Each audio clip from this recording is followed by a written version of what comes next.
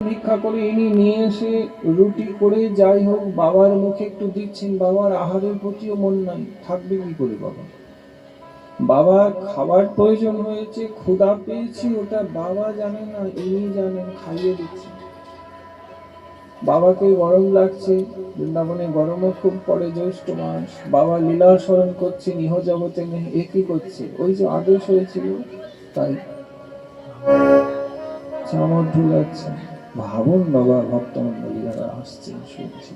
এটাই আমাদের এই কলিযুগে মহা দান মাধুর দিয়েছে, চামর ঢুলাচ্ছে।